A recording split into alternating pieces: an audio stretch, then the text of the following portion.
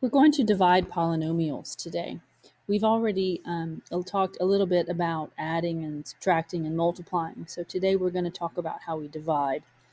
So this little box shows how polynomial long division is very similar to numerical long division. So when we do our polynomial long division, it's going to be familiar because it seems like we're doing the same steps, which we are, as when we do numerical long division.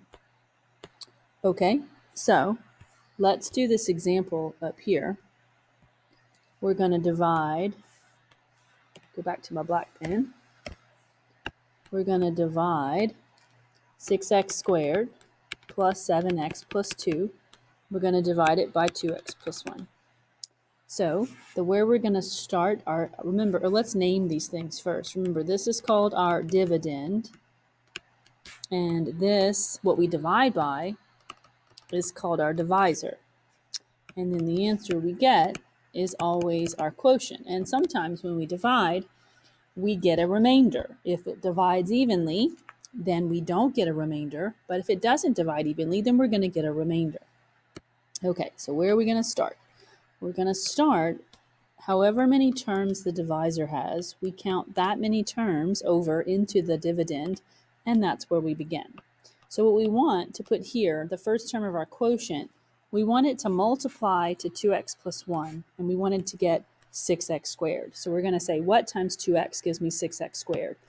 And that's going to be 3x, because 3x times 2x gives me 6x squared. But I also have to multiply 3x times 1 and put plus 3x. So one more time, we count two terms over. Our divisor has two terms, therefore we count over two terms into our dividend, and that's where we begin putting our quotient.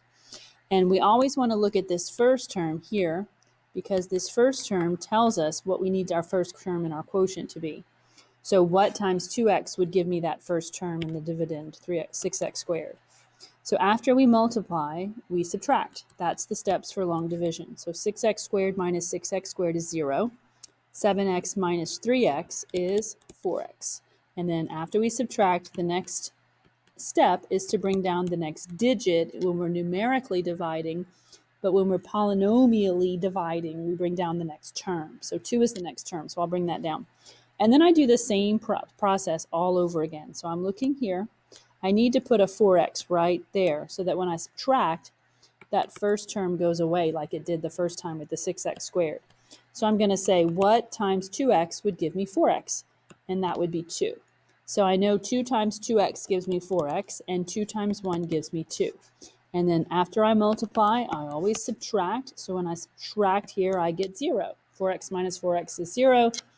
2 minus 2 is also 0. So I divided here, and I got 3x plus 2 is my quotient, and I did not get a remainder.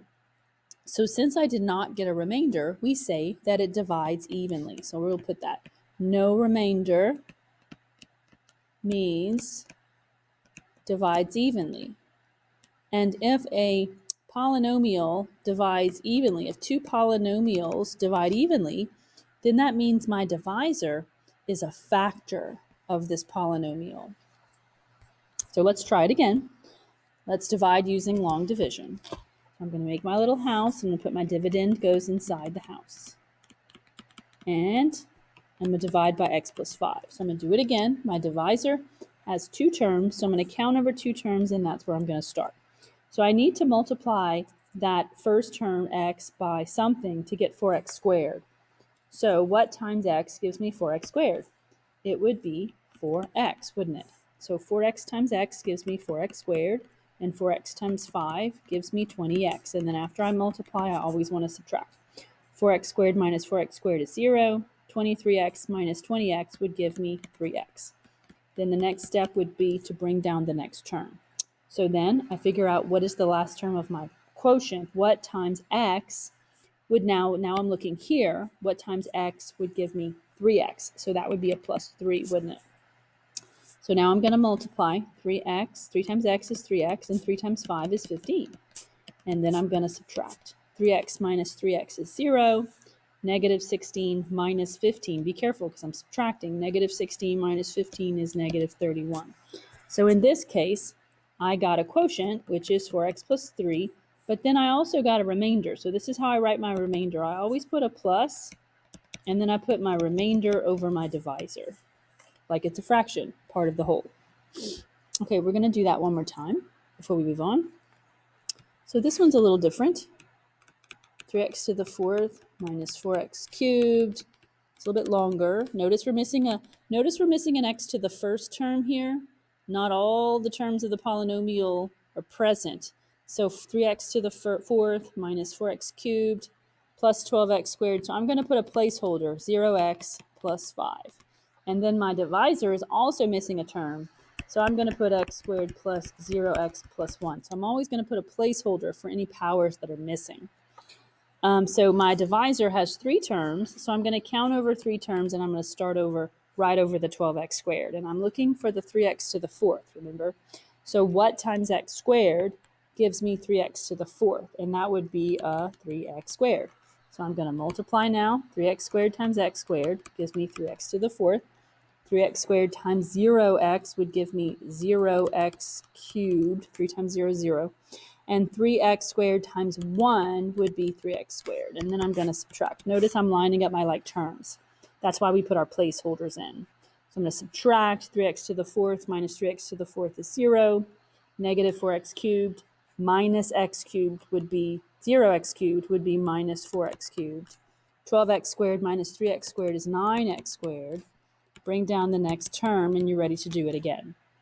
So let's see, what goes next in my quotient? It's going to be a negative 4x, because negative 4x times x squared would give me negative 4x cubed there. I'm just worried about that first term, so that when we subtract, that first term goes away.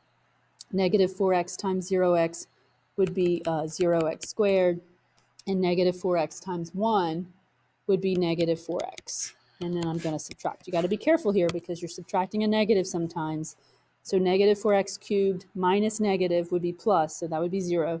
9x squared minus 0, x squared would be 9x squared.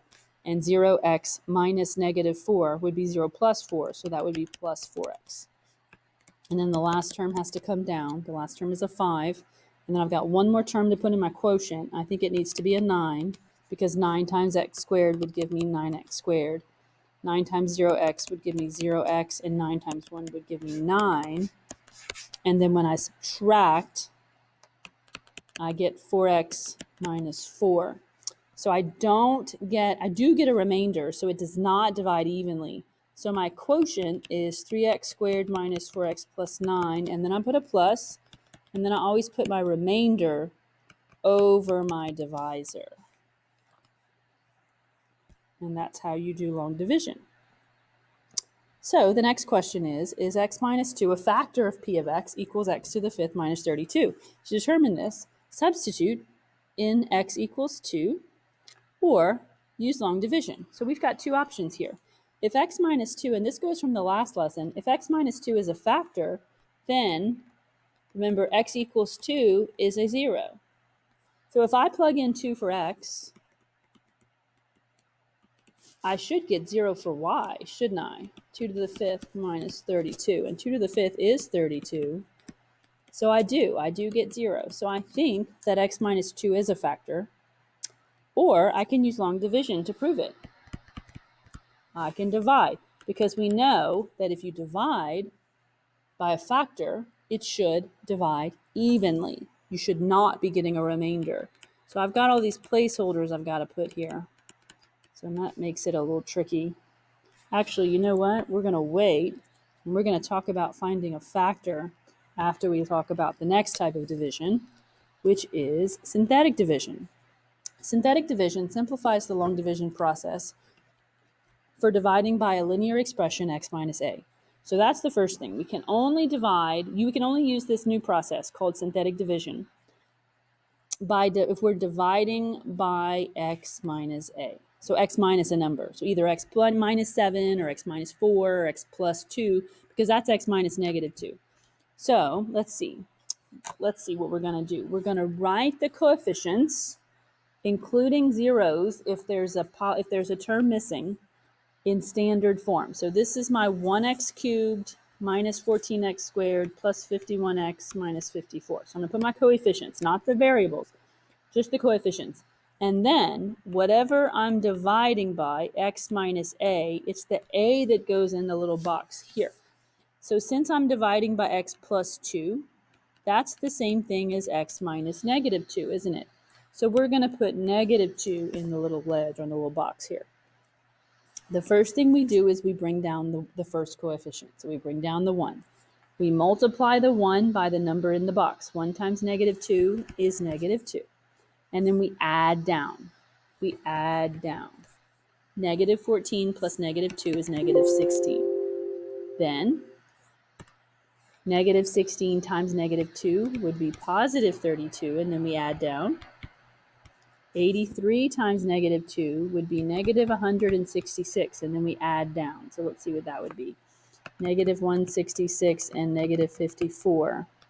That would be 10, 11, 12, negative 220. And we box off the last number. The last number is your remainder. The other numbers are the coefficients of your quotient. So we always start with our quotient. Since I'm dividing by an x to the first, we start 1 power less than what our dividend was. So I'm going to start with 1x to the second minus 16x to the first plus 83, plus we're going to put a negative 220 over our divisor. So that's how we divide. Notice where that 1, the negative 16, and the 83 came from. That's how we divide. Let's try that again. Okay, we're going to divide x cubed minus 56x plus 56 by x minus 7. So I'm going to make a little box, and I'm going to put 7 on the box. Since I'm dividing by x minus 7, the 7 goes in the box. Then I'm going to list my coefficients. 1x cubed. Notice I'm missing an x to the second. So just like in long division, I must put a 0 as a placeholder.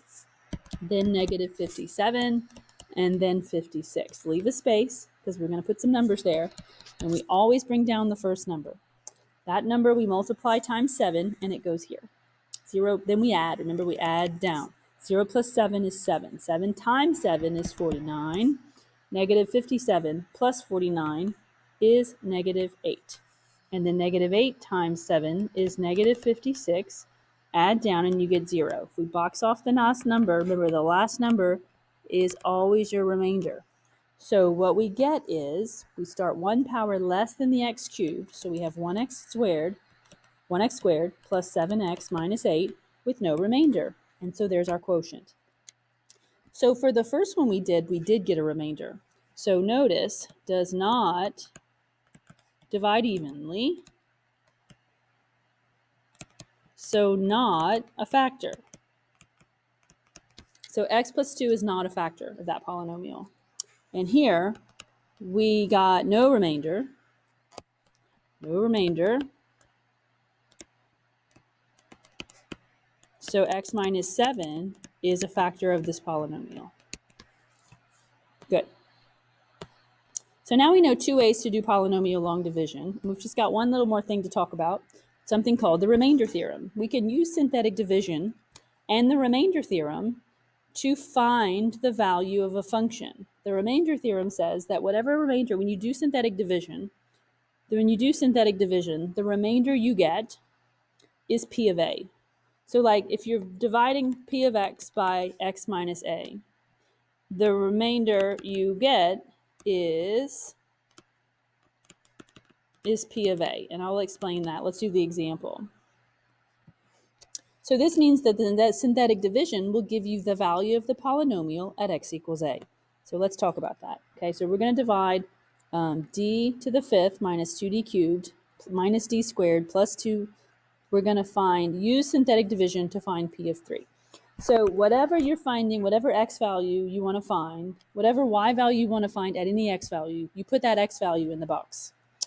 And then notice I put my placeholders for all the powers I was missing. So I'm going to bring down the first number and I'm going to do the synthetic division. And you're going to see what happens. 1 times 3 is 3. 0 plus 3 is 3. 3 times 3 is 9. If I add down, I get positive 7. 7 times 3 is 21. If I add down, I get 20. 20 times 3 is 60. Add down and get 60. 60 times 3 is 180. And you add down, you get 182. So remember, when we divide, We were dividing this polynomial by x minus 3, and we got our quotient, and our remainder is 182. So the remainder theorem says that this remainder is also p of 3. So I've got this big long quintic polynomial that I know now that p of 3 is 182. So three important things today. We know how to divide by using long division. Now we know how to divide by using something called synthetic division, but only when we're dividing by x minus a. Okay. And then also we know something called the remainder theorem that says if you divide by x minus a, then the remainder you get is also p of a.